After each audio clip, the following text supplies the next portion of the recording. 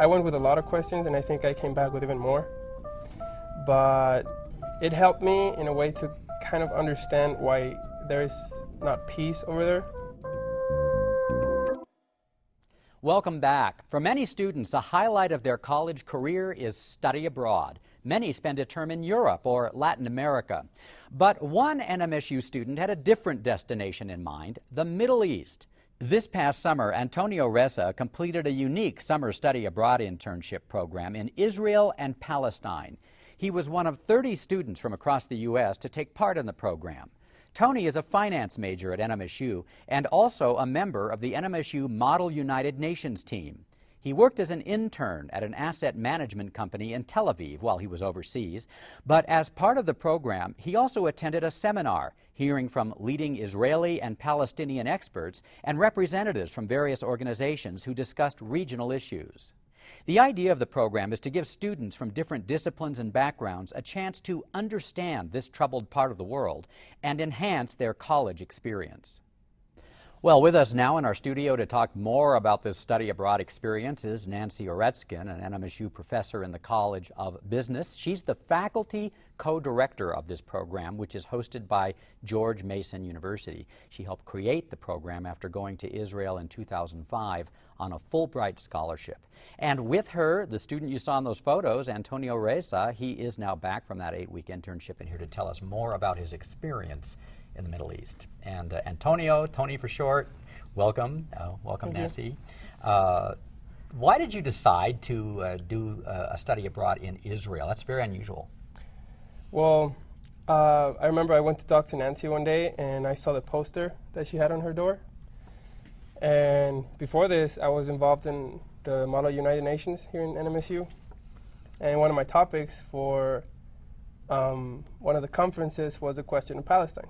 So I got really involved with that topic, and I was really comfortable with it, and I really wanted to get to know it more. So I asked about it. She told me everything, the financial stuff, the requisites for the program, and I just decided to apply. Now, had you already decided to do a study abroad program before that? I wanted to go to Germany during school for a semester abroad, but I thought this one was way better because it got me an internship and a seminar, which a lot of important people. And a chance to go to a part of the world where really I think you can learn something, because it's probably one of the most troubled parts of the world. Had you traveled before you went over there? No, abroad? That was my first time actually away from here. So not only going abroad, but going to a really different culture and a really different place. And I'd like to know if it was different from what you expected. You said you're in the Model UN, so you have a little bit of maybe more experience than the average American student with international issues. But was it different from what you expected? Yes, a lot. Things that you learn in books and see in pictures are definitely far from what it really is. How is it different for you? What were some of the things that you thought it would be and wasn't? Well, the most impacting thing for me, it was the wall that divides Israel and the occupied territories. That was one. Just talking and questioning the Palestinian Legislative Council, or listening to the Prime Minister, the Foreign Minister. It was very, very interesting and very good.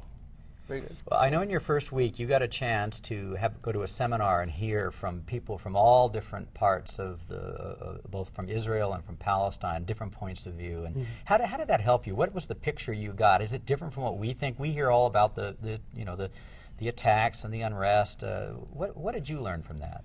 Well, it was very complicated, because I went with a lot of questions, and I think I came back with even more. But it helped me in a way to kind of understand why there is not peace over there.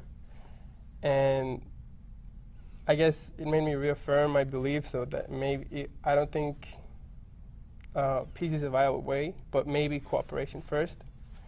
And so it kind of... I don't know what you mean by that, but you don't think peace is easily achievable? Exactly, yes. Yeah, but after what you saw there, the differences are just too great? Is that what you saw? Yeah, it's very... they're two different people, like way different. Their customs, their way of living, everything is so different that it's really almost very hard to believe that there will be an arrangement soon. But you did an internship. That's Yes. that's what makes this so unusual as a study abroad, not just living with a family, going to school. You did it. What did you do? I worked in Tamir Fishman. It's an asset management company. I worked in the stock options department, and it was a really nice place, one of the tallest buildings in Tel Aviv. It was in Tel Aviv. Yes. Yeah. And I was there for 6 weeks working with them. It was really nice. I learned a lot about economics and actually exchange itself from there, because there's a stock exchange in Tel Aviv. So I learned a lot from there, and their companies as well. Well, Professor Reskin, I got to get over to you to talk about this unusual program that you started. What was the idea behind this? This is not your usual study abroad program. Well, this program was conceived collectively with Dr. Yehuda Lukács, who is at George Mason University, and we were both in Israel in 2005, and we had led 10-day programs before where students were just briefed, and students wanted more of an experience, and they actually wanted to intern with different organizations. And so we kind of worked together, worked our contacts, and decided to give it a go. Tony participated in the third program. We went through one war the year before and had half the program and had to cancel it. Oh, okay. That was last year. That was last year. And so we believe that students who can experience firsthand the conflict and also have the opportunity to work in their major, like Tony's a business student, and for him to have the opportunity to work in a asset management company in Tel Aviv in a conflict zone, to see that for many people it's their daily life and business as usual, we thought that that would be an invaluable internship experience.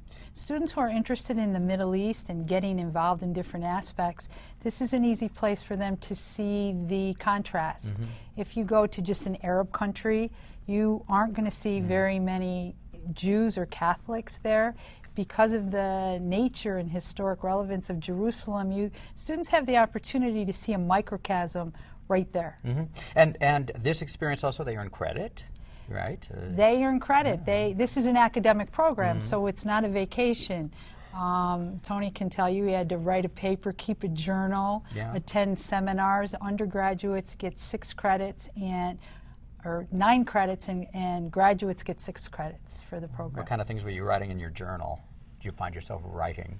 Pretty much all the experiences that I lived, and I kind of compared it to what it was like at home. I'm originally from Mexico, so it was kind of contrasting the way of living in Mexico and in Israel. So that was pretty much what I was writing and how different it was. You know, I wanted to ask you both, how important are programs like this?